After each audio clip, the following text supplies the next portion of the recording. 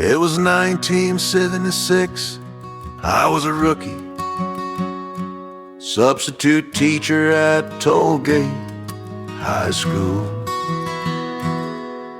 The students had just finished pelting me with spitballs after they had run out of paper wads. I emerged from under my desk and with false bravado said that they should open their social studies books to the section on the Silk Road. As they smirked and began to reload, in walked a rarity, a humble leader with a reputation for patience and compassion, the revered principal, Bob Shapiro. Terrified my future teaching career flashed before me as a pipe dream that would never be realized.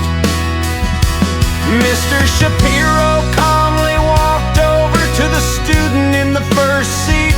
So my young scholar, what are you studying? The Silk Road, smirked the hooligan-turned scholar.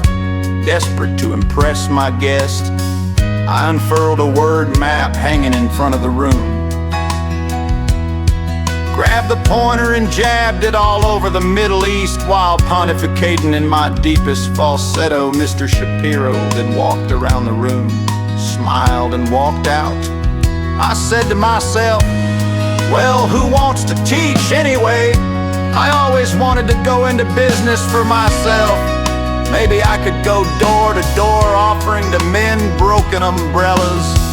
Right before the closing bell, the classroom phone rang. The secretary in a cryptic voice said, Mr. Shapiro wants to see you right after school. Stop into the office. Fearing the worst, I sighed and looked out the window. At least it was raining, things were looking up for my future career. When I arrived at the office, literally hat in hand, there was Mr. Shapiro with outstretched paw adorned with his trademark smile. I was impressed with your lesson on the Silk Road. It takes a special person to come and cold and enhance the regular teacher's lesson. The students look engaged. I hope to see more of you. Stunned, after a much too vigorous handshake and a meek, "Thank you, sir, the pleasure was all mine," I turned, fidgeting for the doorknob, and walked directly into the closet. That was my first encounter with Mr. Shapiro, an anachronism, a living legend. With humility, Mr. Shapiro later became superintendent over the years. Our paths crossed many times and we nurtured a profession relationship. When invited, Mr. Shapiro would always attend school affairs that I was sponsoring. We crossed paths during union negotiations and attended conferences together. In 1992, there was a contentious strike. Teachers refused to go back to work. 18 teachers were arrested and awaited sentencing. Standing before the judge, we were about to be sent to jail to set an example. It was raining downtrodden. I thought maybe I should look at this as a new career opportunity. Then I felt a reassuring hand on my back and heard a familiar voice. "Steve, I never meant for this to happen. We're gonna figure this out. Hang in there."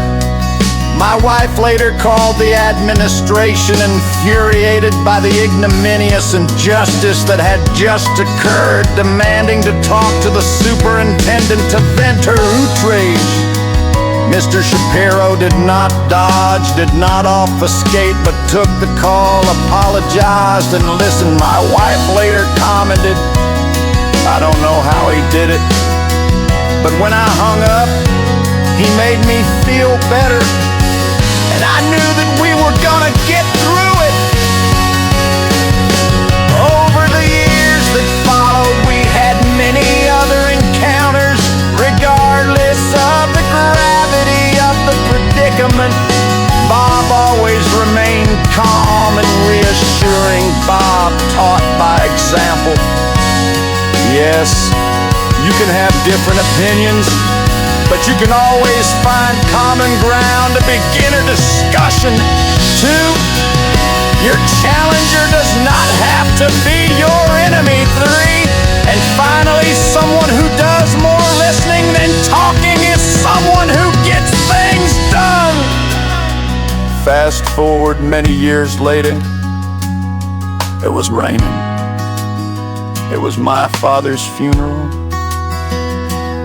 and there, thoroughly saturated with his broken umbrella, was my dear friend,